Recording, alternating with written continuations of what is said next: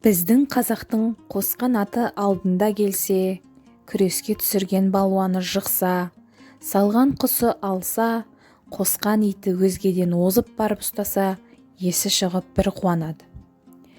Білмеймін, содан артық қуанышы бар ма екен? Әй, жоқ та шығар. Осы қуаныш бәрі де қазақ қарындастың ортасында бір хайуанның өнерінің артылғанына, я бір бөтен адамның жыққанына мақтанарлық не орны бар? Ол озған, алған, жыққан өзі емес, яки баласы емес. Бұның бәрі қазақтан басқа жауы жоқ.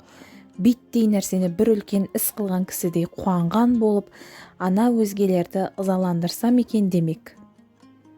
Біреуді ызаландырмақ шариғатта харам. Шаруаға залал, ақылға теріс. Әншейін біреуді ыза қылмақтың несін дәулет біліп қуанады екен.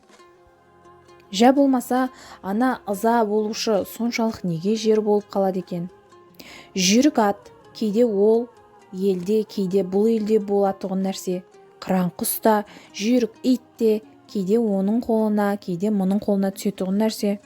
Күшті жігіт те үнемі бір елден шыға ма? Кейде ана елден, кейде мына елден шығады. Мұның бәрін адам өз өнерімен жасаған жоқ. Бір озған, бір жыққан үнемі озып, үнемі жығып жүрмейді.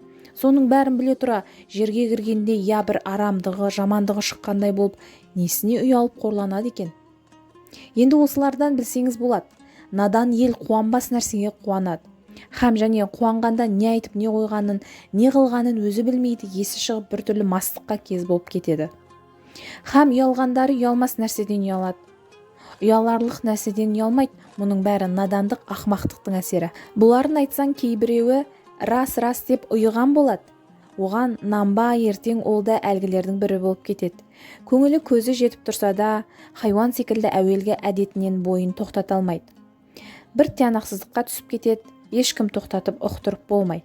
Не жаманшылық болса да бір әдет етсе, қазақ ол әдетінен еріксіз қорыққанда, я өлгенде тоқтайды, болмаса ақылына жеңгізіп, мұным теріс екен деп өздігінен тоқтаған адамды көрмессің.